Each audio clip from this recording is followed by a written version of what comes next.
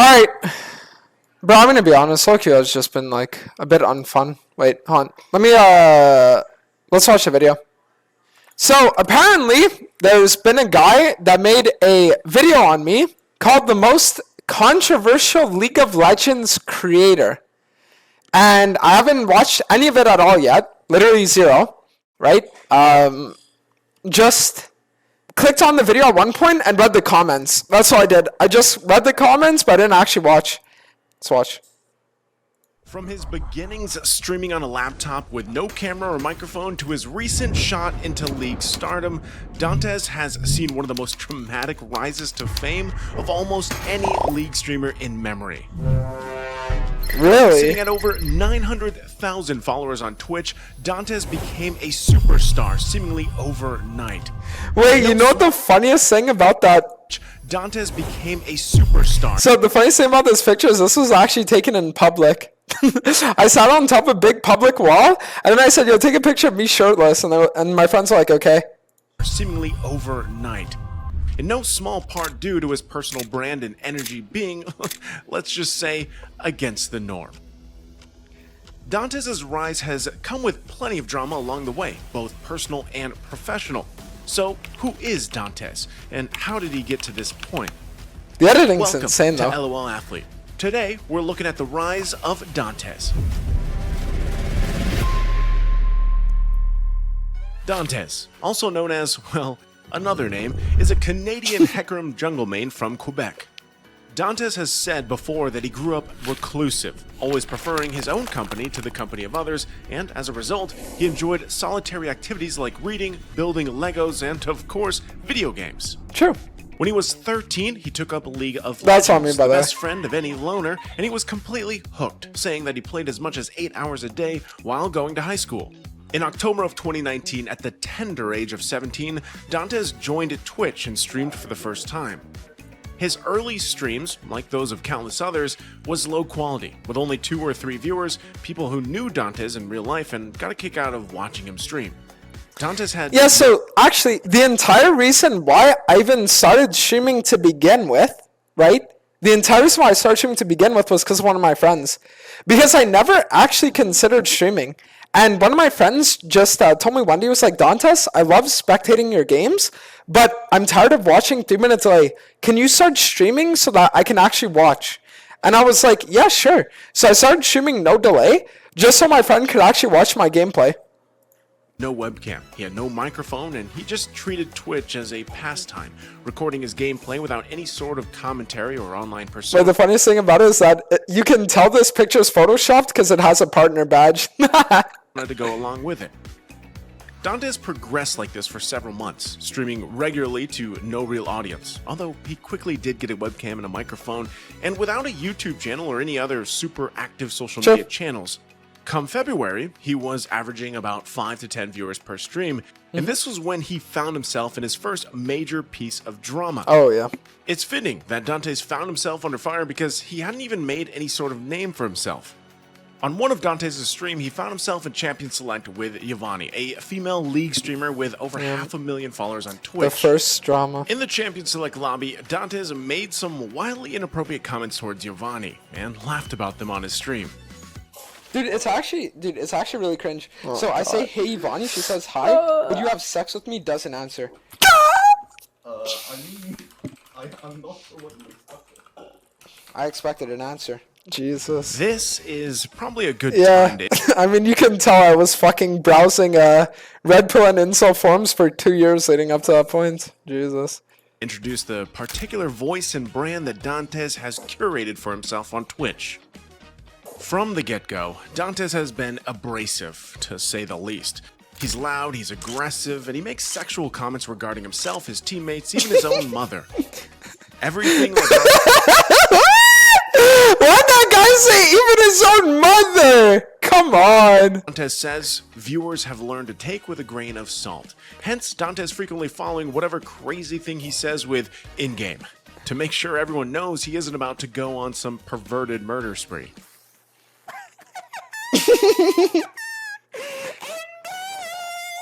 It's like I want to fucking punch my monitor. I want to do fucked up shit. In-game. Wait. 11, 7, 10? 310 mid laner that game. Enemy Yasuo had 15 kills. Nice, bro.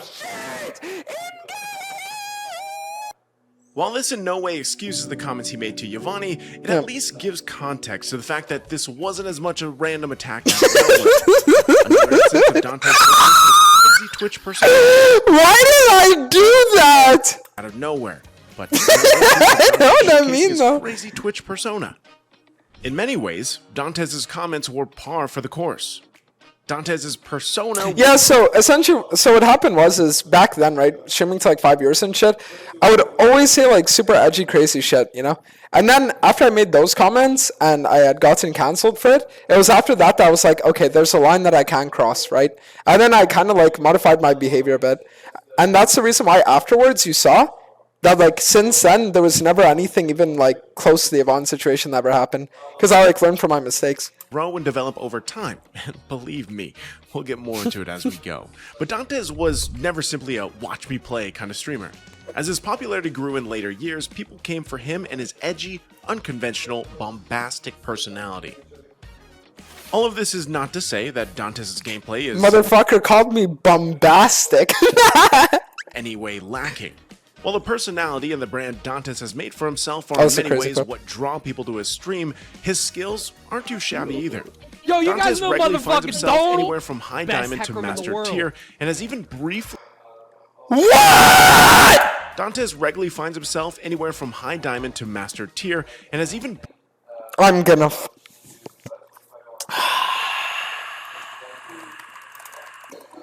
1, 2, 3, 4. I mean, I had Chow like fucking 20 times. That's the most fucked up shit I've ever seen in my entire life. briefly broken challenger in EUW and KR Wait. high diamond to master tier, and has even briefly broken... Brief? Dude, oh my god, what the... Why say briefly? What the fuck? I mean, when I hit Challenger EU the first time, it was when I was in the UK, and then after hitting Challenger, I peaked at 1100 or 1200. It was 1221 actually, but who's counting?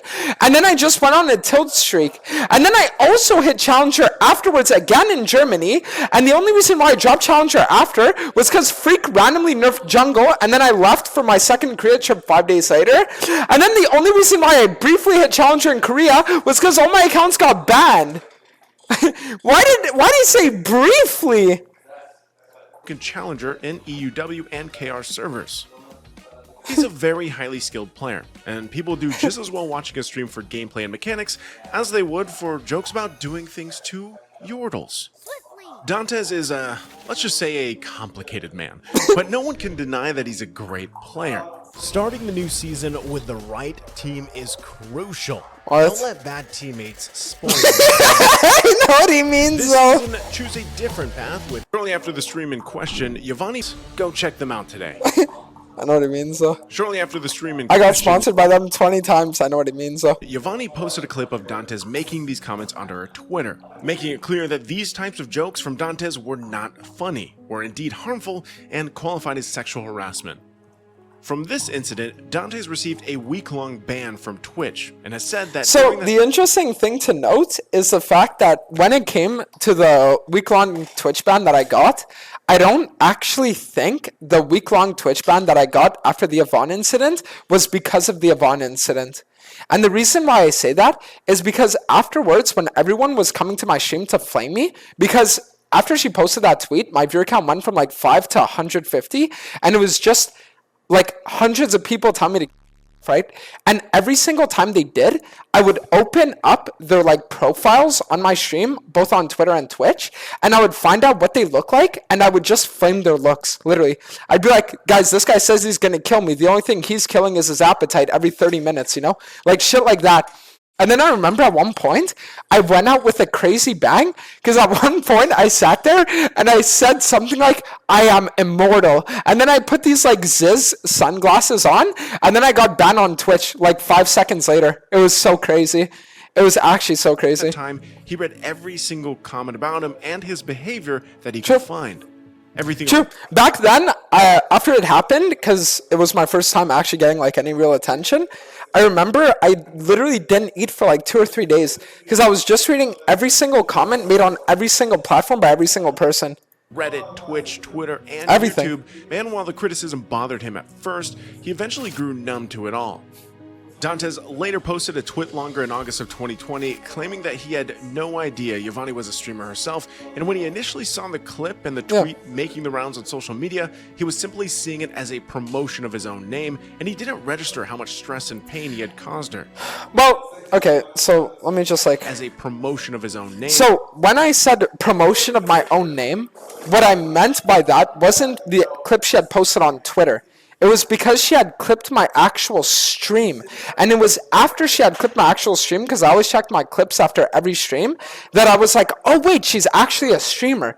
And then that's when I thought maybe she had found it funny or some shit. So that's why I was like, oh, like maybe she's like showing it to her friends and stuff like that or some shit, you know? But that was referencing the actual like Twitch clip, not the Twitter clip. And he didn't register how much stress and pain he had caused her. He apologized to Yvonne and hoped to put the whole thing behind him. True. This drama with Yvonne was the first of several bouts of controversy that Dantes would find himself in throughout his young career. And it has had a lasting impression on how many people in the league and Twitch community view him. After the Yvonne incident, after he had served his week-long ban and returned to Twitch, Dantes said that he was averaging 10 to 20 viewers per stream. Yeah, so that was the thing. I remember talking to like a few people and being like, oh, when I come back, I think I'm gonna like get like fucking like 500 viewers or something. It's gonna be crazy. And then after a week, so you guys have to understand. Let me tell you guys the context. So the context was I'd gotten a week-long ban, and the day that I was getting unbanned on was Valentine's Day. And at the time, there was a girl that I had met, and we had like gone on a date. It went well. Nothing happened, obviously, because at the time it was like one of my first ever dates. And then afterwards, she had asked me out again for the following week, right? But I had told her, I was like, well, the day I'm getting unbanned is Valentine's Day, and I can't actually go out with you that day because I'm going to be streaming, right? Because I thought it was going to be a crazy return stream. So she sat there and she was messaging me. She was like, wait, what do you mean you won't be able to go out with me on Valentine's Day? And I was telling her, I was like, listen, I'm telling you, I'm getting unbanned that day. I have to stream. So then the girl sits there. She tries convincing me for an hour. I'm just telling her no. And then Valentine's Day comes around. When Valentine's Day comes around, I don't like message her anything at all. But before going live, I sent out a Snapchat to like 20 different people, like all my friends and shit, including her, where I said, going live on Twitch, come tune in. Then I check after, she opened the snap, didn't respond to it, and then next day I'd like message her in the morning something, and then she left me undelivered for 20 hours and never talked to me again. And I was like, fucking worth, dude. But yeah, that day I remember I'd gotten back, I was streaming, it was like 20 to 30 viewers, like it was actually chiller mode. Because like I was used to like 5 to 10 viewers, but it was like 20 to 30, but I thought it would be like 500. In his words, the drama hadn't given him much of a viewer boost. All it had done was brand him as a harasser and hurt his image. Yep. So this is also completely true. So a lot of people thought like, oh yeah, that must have been really good for you, bro, huh? But it wasn't. And the reason why was because after that incident, everyone fucking hated me. Every single person. I would get in games and every single day, I would only read, oh, the sexual harasser. Like, you guys know how people will get in games with Hashinshin, and every day he has to read, like, a billion comments, like, calling him, like, pedo, this, that, whatever? It was, for me, the same thing except with sexual harasser, where every single day I'd be playing games, allied team, I'd have people inting me, enemy team, I'd have people stream sniping, target banning me, I'd have people, like literally just, like, fanboying me, constantly, like, ganking my lane, teammates trolling me, like, every day for months and months and months on end, literally for months straight. And after 3 months of this happening, then I had an entire group called L9QC, L9 Quebec, that sat there and they would just watch my stream as a group of 30 people, and every single day they wanted to make me as miserable as possible. Constant stream snipe, target ban, targeting, like every day. So for literally 8 months after that incident, I would stream 10 hours a day, and it was literally like getting shot at killed. Like it was the most horrible experience ever, literally. He continued to stream, and he didn't change his persona either. While he was maybe careful to not poke fun at anybody with a significant platform, at least for now, he still said out-of-the-pocket things on a regular basis, and his reputation as a sort of bad boy of Twitch continued to grow. Yep. What really got the ball rolling for Dantes, however, was the quarantine resulting from COVID-19 in March of 2020. True. COVID everyone made else my around- career. COVID made my career, unironically. Global deaths be damned. That shit made my career. I'll take it. Endgame. Globe, Dantes instantly found himself with much more time on his hands, and his streaming schedule increased from its already frequent level as a result. For these reasons, Dantes stream, and from its already frequent level as a result. Yeah. So one of the things that you have to understand as well about this whole thing is that while all this is going on, I'm in school. Keep this in mind, I was in college, okay? And what happens is that while I'm in college, I was sitting there and I'd only be able to stream when school was done. But then when COVID hit, it made it so that now so you have to keep in mind that I went to this college, maybe like some of you are going to know it, right? It was called Vanier in Quebec. And the problem was that it would literally be an hour and a half to 2 hours of commute every single day for me to get there. Like, I would have to wake up at like 5 a.m. to get to school for 8 a.m. And then if my classes ended at 5:30, I would get home at 7:30, work out, and then by then it's already 8. You know what I mean? Or it's already like 8:39. So I couldn't stream for literally 3 to 4 days a week, and the only days that I could stream, right, were Friday, Saturday, Sunday, because I had off those days. But then near the end of the semester, I started skipping all my classes, and the reason why is because I said, hey, I'm failing calculus, I'm failing chemistry, and I show up to all the classes. What if I sit here and instead of showing up to my classes, I just don't show up to my classes, and the day before I just try studying on YouTube, you know? So then I stopped showing up to my classes, I started cutting more classes, and then I had more time to stream. But then when COVID hit, and I was actually able to play online, it gave me more time that I could actually sit there and I could actually stream. Because my classes would end at let's say 4. Okay, well, cool. I can just start streaming at 4:05. You know what I mean? So it gave me a lot more time to start streaming. That's when I was able to take it more seriously. Had more time to stream, and everyone else had more time to watch streams. Sure. For these reasons, Dantes definitely received a boost from quarantine and said that by May of 2020, he was averaging about 50 viewers per broadcast. Yep. It's not a huge number, but for someone streaming less than a year, getting 50 people to constantly log on to Twitch to watch you play League is pretty impressive. Yeah. It was around this time that Dantes met Karismai, a challenger-ranked Kane player who apparently saw some of Dantes' potential and thought that he had a chance to make a name for himself. Karismai added Dantes to his auto-host list, and whenever Karismai's Twitch stream wasn't live, Dantes' channel was one of the channels on rotation. Okay, so I'll explain this whole situation. So the situation was that after the Avant thing happens, right, a lot of people knew of me. They didn't know me, but they knew of me. And one of the people that started watching my streams more and more was Karismai, right? Because he was like, bro, this guy's fucking crazy, you know? So Karismai would sit there and he would watch me every day with Stevens, right? And they would just sit there and watch me every day, right? And they would sit there and they would be like, yo, this guy's actually insane. So then over time, we ended up talking, and over time we ended up becoming friends and stuff like that. And after a while, he put me on this thing called an auto host. And what an auto host is it's imagine I go offline right now, all the people that would be on my stream end up being directed to Karismai's stream.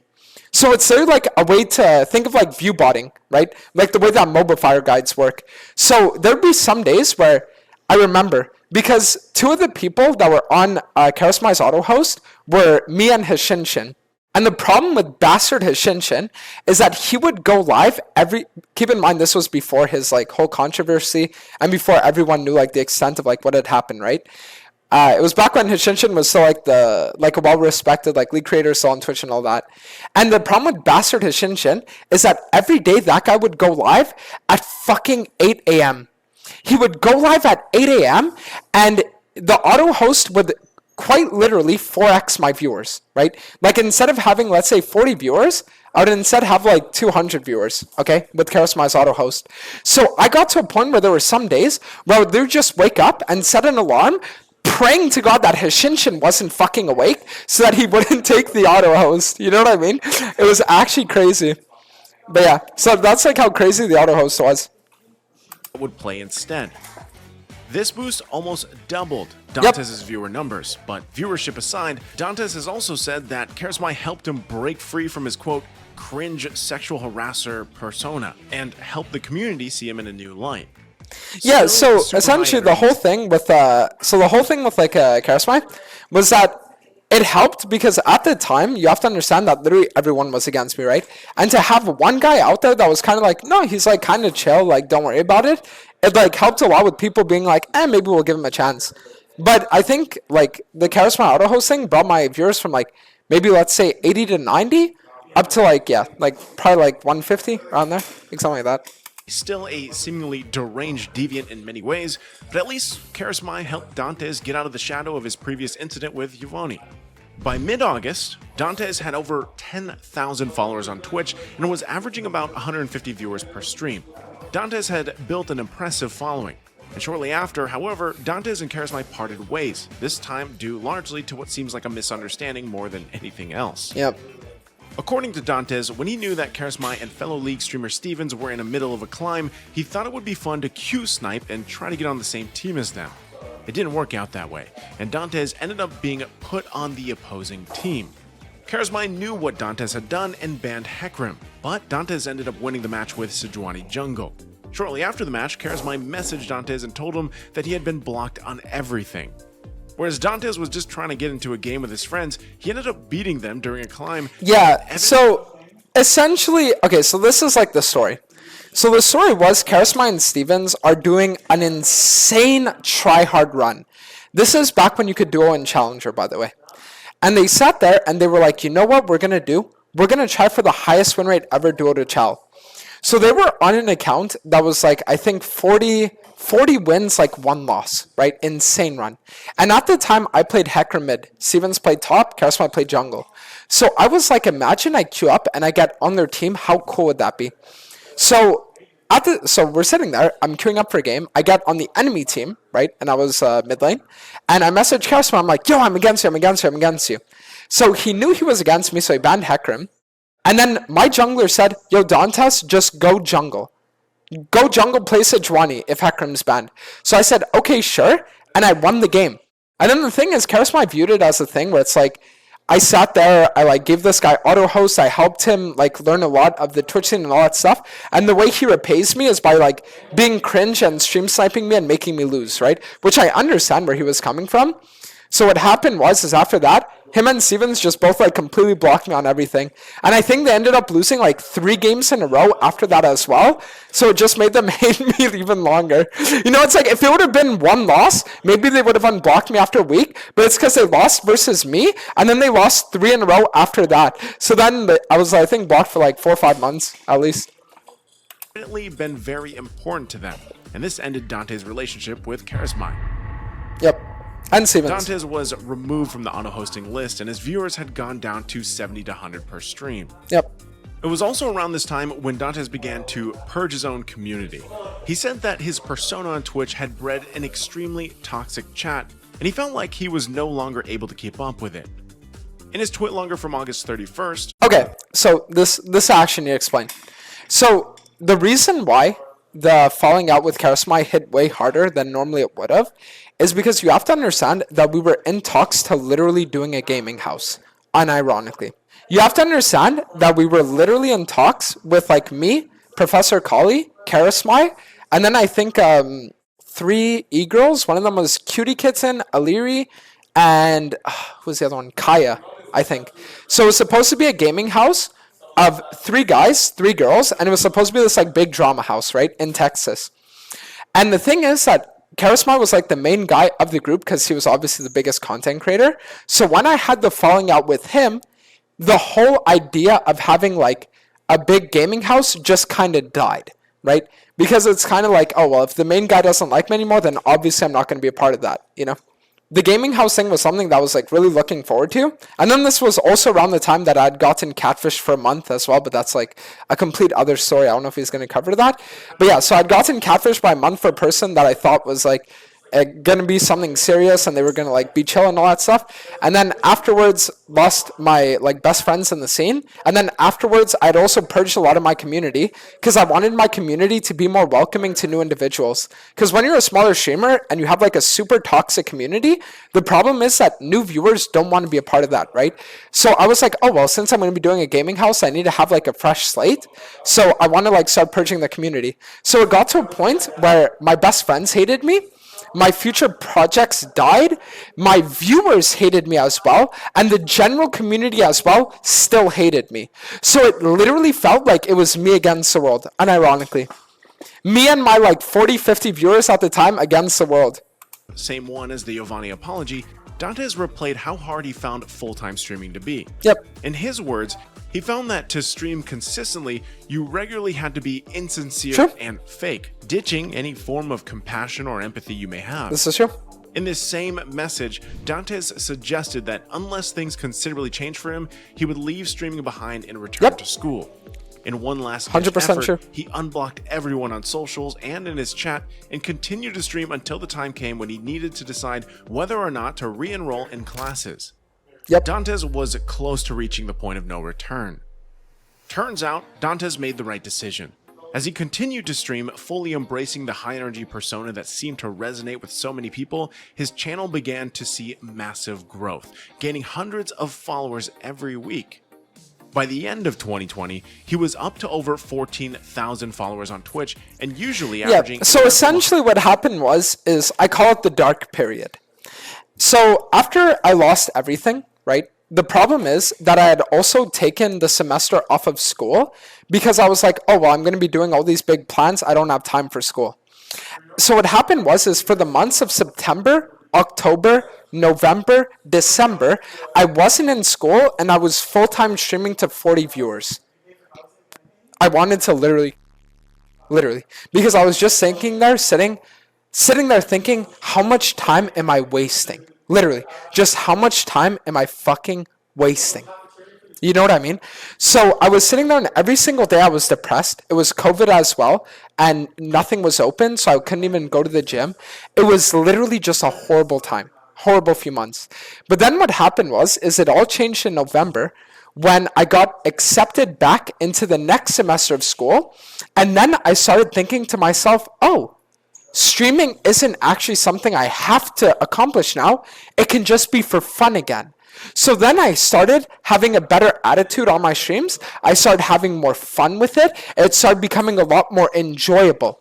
And that's when I started to really enjoy myself more. And my viewer count increase started to happen upwards again, right?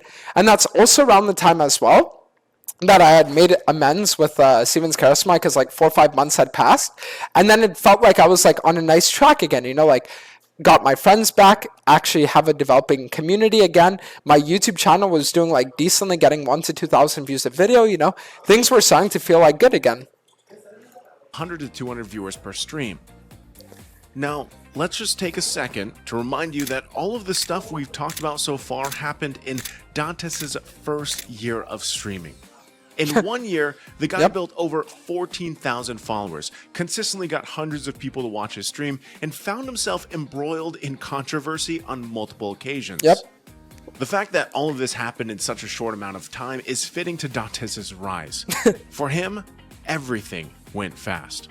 But this first year was nothing compared to the blow-up he would receive later on. Oh, that's coming. This is crazy. Throughout 2021, Dantes continued to regularly stream, consistently racking up more viewers and followers as he went. He was also very active on Twitter. Similarly to his TwitLonger post from August of 2020, he wasn't shy in criticizing the Twitch community.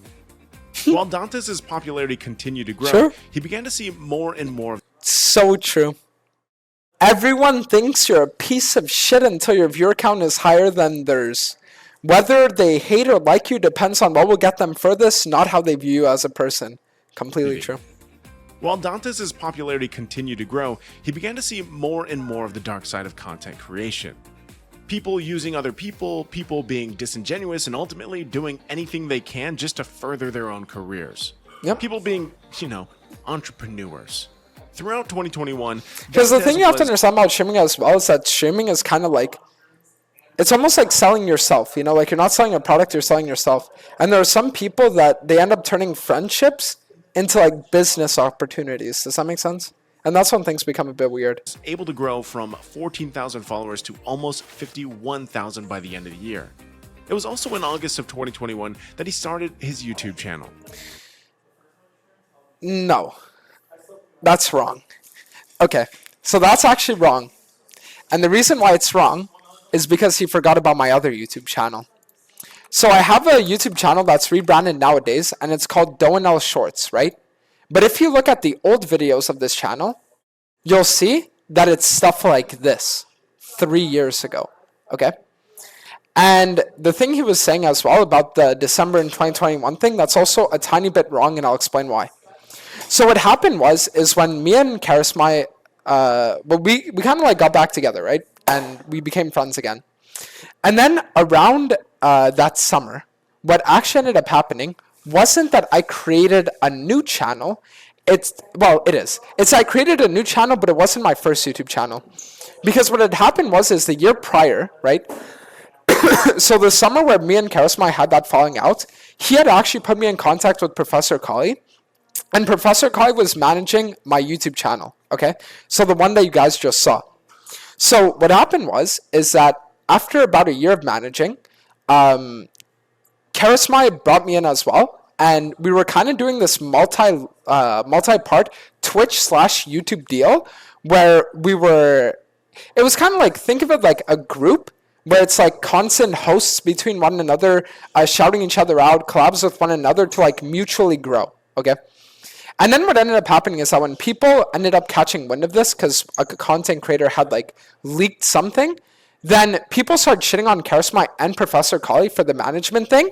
And so Professor Kali decided to say fuck it, and he stopped managing YouTube channels. So around the time that Professor Kali stopped managing YouTube channels was that summer that I created this channel. Because what I had said was that I felt like my first YouTube channel with all those like, hey guys, like new Heckran builds here, I felt like it was never really me. So I said I wanted to start fresh, use my old channel to like make, I guess, documentary videos and stuff like that. And then have a new YouTube channel where it showcased my actual personality, right? So I'll show you guys this actually. So you guys are going to see instantly that it's completely different, right? BBC, these titles are completely different compared to this, right? And it's because I wanted these ones to showcase my personality. Does that make sense? And that's why around that time as well, if you guys look, we scroll down, we scroll down, we scroll down, we scroll down, boom, boom, boom, boom, boom, boom, boom. Keep scrolling down, boom, 2 years ago. This is around where the rebrand happened, and instead of using this to upload actual YouTube videos, I wanted to do story videos where I did like this, you know? So that's why it was around that time that I rebranded this channel, and then I started doing this channel. And the reason why I say the Twitch thing he was saying was wrong was because what had happened is I was hard stuck around 150 viewers from December of 2020 until about August of 2020. And it was around August of 2020 that I started saying I want to do everything I can because I truly want to make it as a content creator, and 100 viewers isn't going to cut it. And that's the reason why I started a bunch of new things. I did my story time videos. I did my actual stream highlights. I would stream every day. I started doing TikTok, right? I would post every day on Twitter. And it was only after, I think, 2 or 3 months of doing this that in October, I started popping off because of a meme that I started doing on Twitter called the final transfer. So it was October that I started blowing up. It wasn't like randomly throughout the year. It was I was hard stuck, and then October, shoom, views skyrocketed. Yeah, the final transfer, dude, I'm telling you. It saved my life. The channel consisted of stream highlights, builds, and guides, and gave Dantes another platform to showcase his stream. While his YouTube channel itself isn't as big as his Twitch, most videos fall under the 100,000 view mark with a few exceptions, Dantes posted and still posts regularly, and as he grew on Twitch, he grew on YouTube as well. Yep, true. When things really changed for Dantes was in 2022. In January, Dantes started with 51,000 followers. Not true. Things didn't change for me in 2022. They changed near the end of 2021, I told you. So, I mean, I'll just like tell you guys the actual story and then we can watch this. So what had happened was, it was in October of 2021 that I started to really blow up because of the final transfer that I was doing. Where I would sit there and you guys see how, hold on, we'll scroll back a little bit here. Okay. So you guys see over here, plus 30 LP, how to hack your MMR in League, right? That's when I started doing the final transfer, right? And you can see over here as well, a video called The Final Transfer. And the reason why, also, how crazy are these thumbnails, by the way? But the reason why back then I was doing this was because when you would transfer your account, you would get insane LP gains, okay? So every day I would transfer my account and I would say, today's the final transfer. And then I would do this every single day on Twitter. And I was spending hundreds and thousands of dollars on it. So eventually people were like, yo, this guy's fucking mentally ill. And when they started saying that, everyone started watching me. My viewer count went from 200, right? To 3, 4, 5, 6, 7. And I remember on the last day of the season, I was peaking 1.1 thousand viewers. 1.1 thousand from being 200 hard stuck. And then the reason why my growth still continued throughout January, right, and up until January, was because I would sit there and every single fucking day in preseason, I would be live for 16 hours a day, screaming and getting hype and going crazy every single day.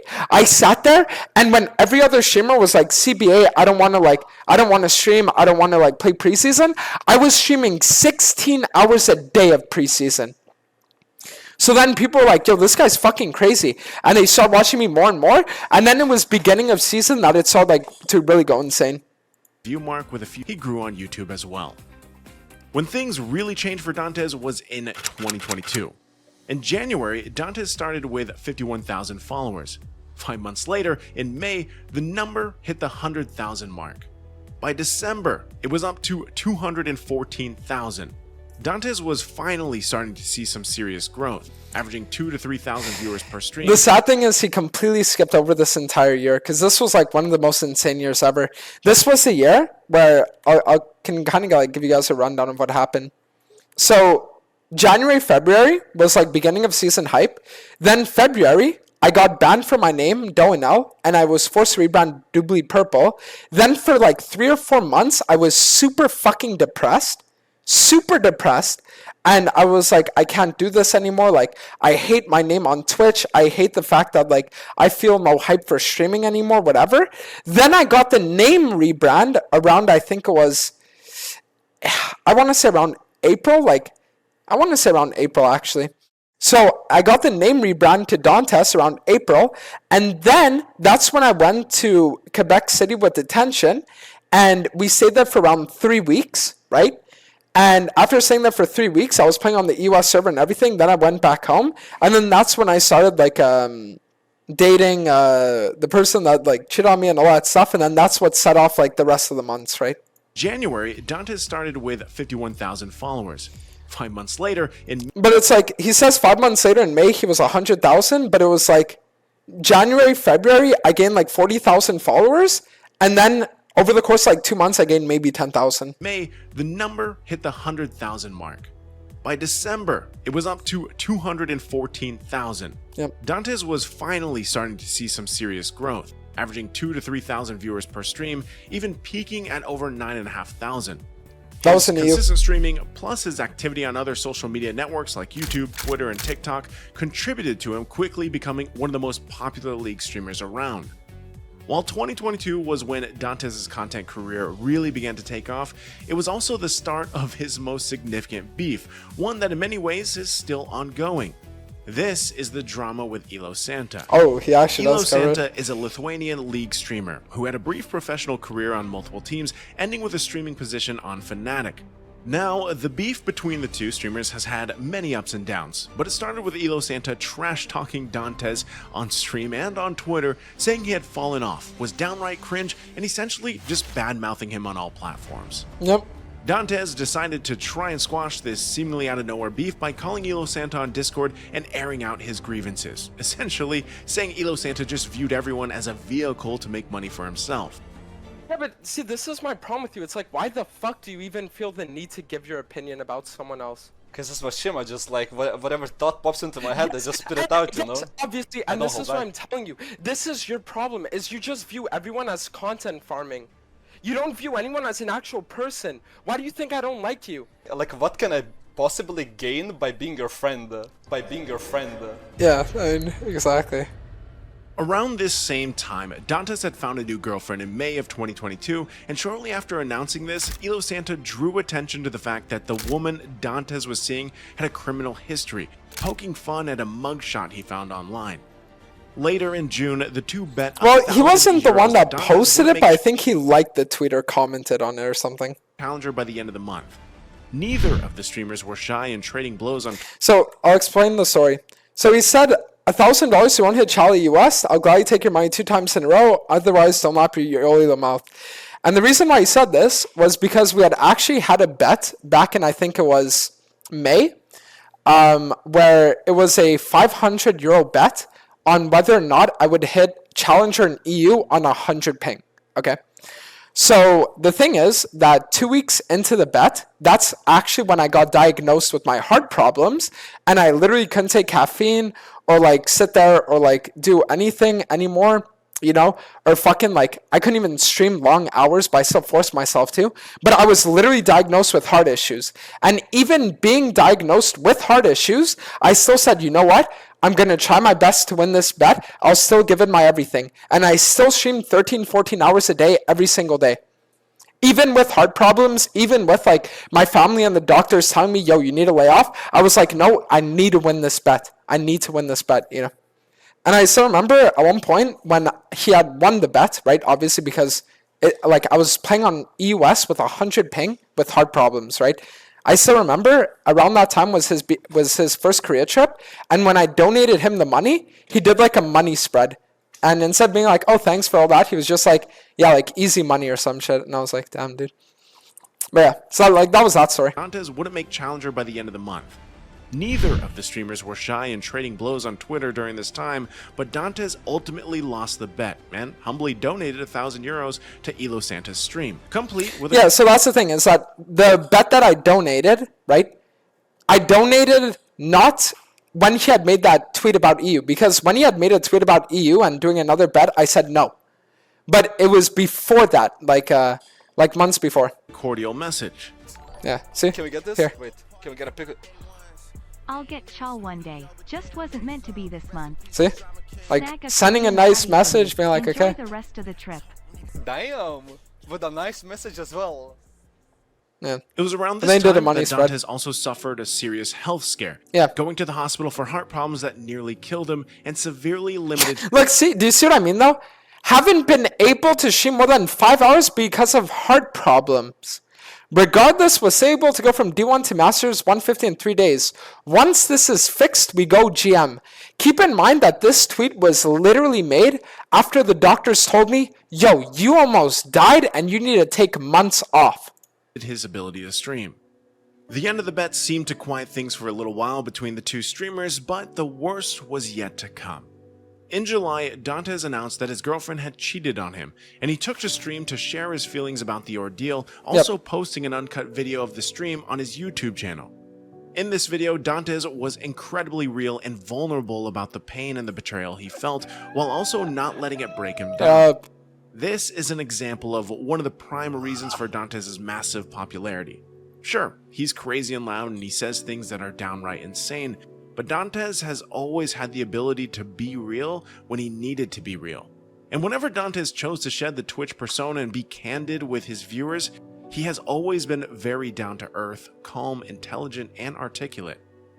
This adds an extra layer to him that makes him all the more relatable and approachable. It also gives a lot of validity to his early claims on Twitter that streamers are not their personas. Dantes can be as crazy as he wants on stream, but when it's time to be real, he has no problem being real, and that's something that can be hard to come by with content creators. I mean, anyone who can balance being so candid about the heartbreak of being cheated on while also tweeting about stuff like this, that's complexity. Dantes toes the line. It was here though that Elo Santos showed no remorse, and by many people this is actually seen as an action that ruined Elo Santos' own reputation within the League community. During Dantes' stream about being cheated on, Elo Santo watched on his own stream and mercilessly bullied Dantes throughout the entire broadcast. He laughed when Dantes shared something emotional or sad about a situation. He got his chat to invade Dantes' and post trolling hurtful messages, and he generally acted downright evil. He then posted the entire uncut video to his own YouTube channel. If that wasn't bad enough, Elo Santa invited the guy Dantes' ex cheated on him with to laugh with him on stream. I mean, come on. Yeah, because they were How friends. cruel can you get? Here is a guy who has just had near-fatal heart problems. Then his girlfriend cheats on him, and you just do everything you can to inflict as much personal pain as possible? This was a new low for Elo Santa, and needless to say, it revitalized the beef between the two streamers.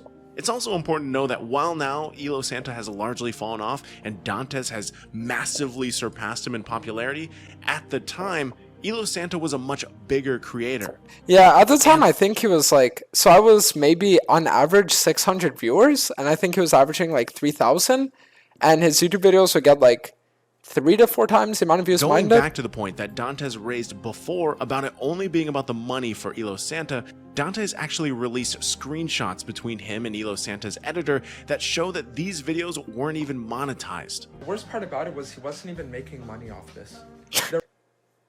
Yeah. There was not a single cent that was made off him sending all these hate trains towards me. Yeah. Like, It was literally just because he didn't like me and he wanted to see me suffer even more.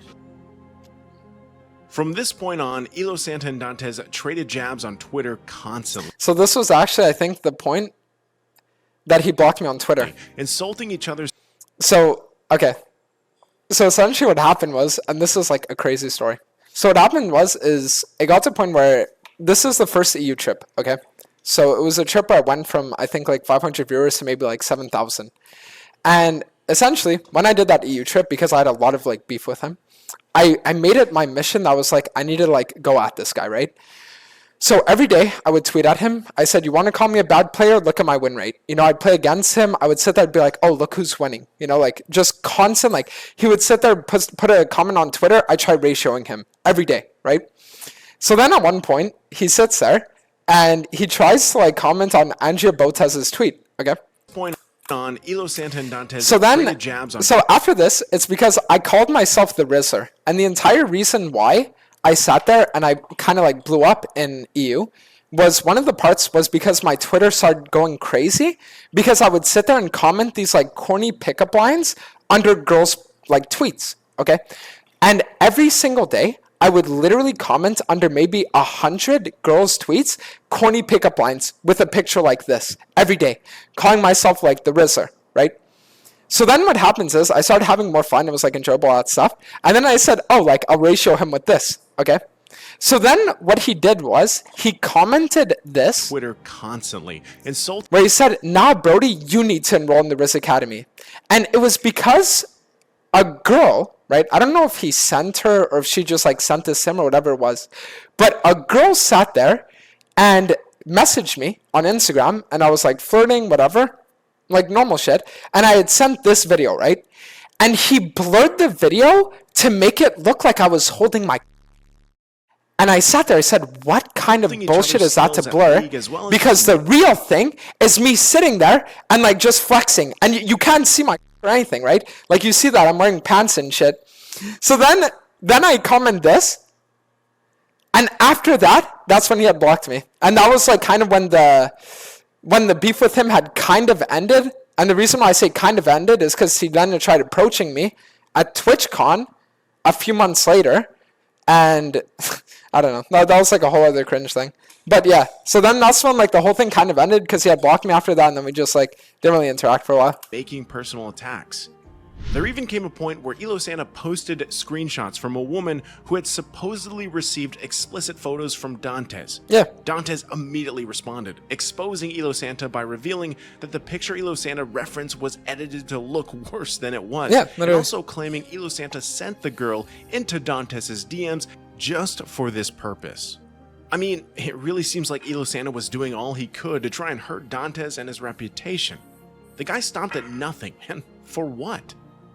The beef between Dantes and Elo Santa was long and ugly, and it lasted throughout the second half of 2022 into 2023. Yeah. Through it all, Dantes continued to stream, and if you think 2022 was a big year, think again. From January to December of 2023, Dantes' followers grew from 214,000 to 800,000. He had officially skyrocketed in popularity. So it's important to note that part of the reason why is because at the time, that's when I said I'm going to take editing super serious. And at the time, I had literally employed 20 different TikTok and YouTube Shorts editors to post clips of me. And I was spending anywhere between $20,000 to $40,000 a month on editing, right? I was literally losing money every month as one of the biggest content creators on the platform because I was spending 5 figures a month on editing. Not even kidding, by the way. And was even nominated for a Streamer Award. And this is where Dantes' last bit of drama occurs. First of all, 2023 is the year that the beef with it's funny. It's funny. So when they actually nominated me as Best League of Legends streamer, keep in mind that at this point, I think 3 or 4 years had elapsed since the Yvonne incident. And some of the people that were involved in her circle sat there and they were reacting to the fact that I got nominated and saying that I was worse than Hitler. You think I'm kidding? I promise you I'm not. There was one guy that was saying there, he's like, there are 3 people that I hate on this planet. One I won't name, Hitler and Dantes. I was like, what the fuck? And then there was this other guy sitting there talking about how I was the biggest piece of shit ever and he hates me. Funny story, actually, I saw that guy at TwitchCon, stared him down, and he didn't even look me back in the fucking eye. Yeah, that's what I thought. For a Streamer Award. Talk big online. And this is where Dantes' last bit of drama occurs. First of all, 2023 is the year that the beef with Elo Santa was briefly revisited. A TikTok in which someone in Dantes' stream said he reminds them of Elo Santa prompted Dantes to reiterate the entire saga from the year before, and this brought many people onto Dantes' side and hurt Elo Santa's reputation even more.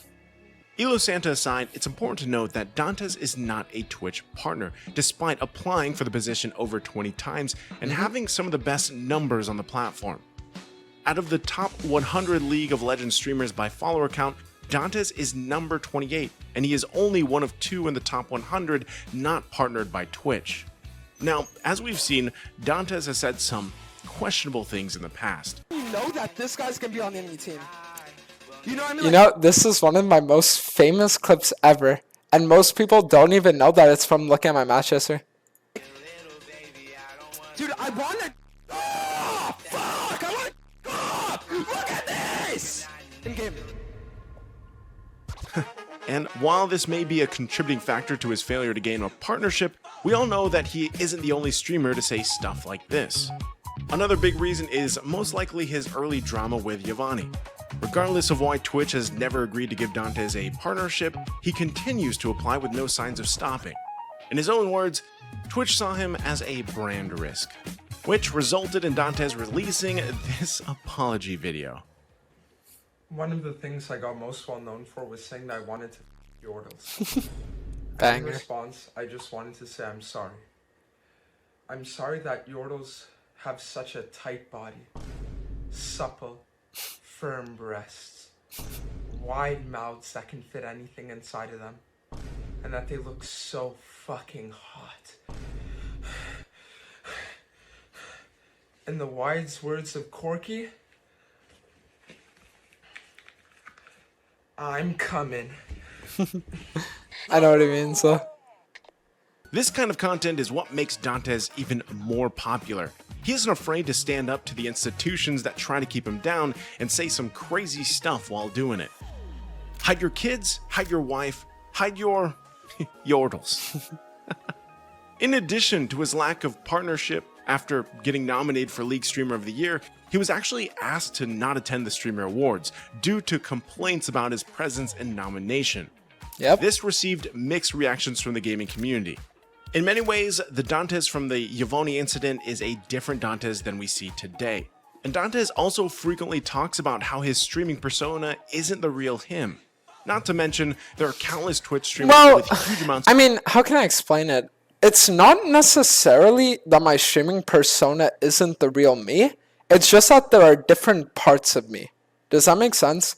Like, if I were to be in a group setting in public, the way that I act on stream is the same way that you'll see me acting then, right? But it's just that, like, I have times where it's like, I'll sit there and I'll be like, hype. I have times where I'll sit there, I'll be more like funny. I have other times where I'll sit there, I'll just be like chilling, you know, just talking about different ideas. You know, it's like, they're just different parts of me rather than just being like what people say on the clips, you know. of baggage that have never been banned from events or received the sort of backlash that Dantes has. All of this aside, the harassment that he displayed early in his career was inexcusable, and it is still causing him trouble to this day.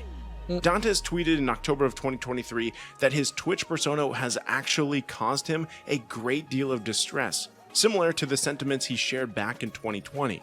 It seems clear that streaming has been a complicated career for Dantes, and with all the upsides come plenty of downsides.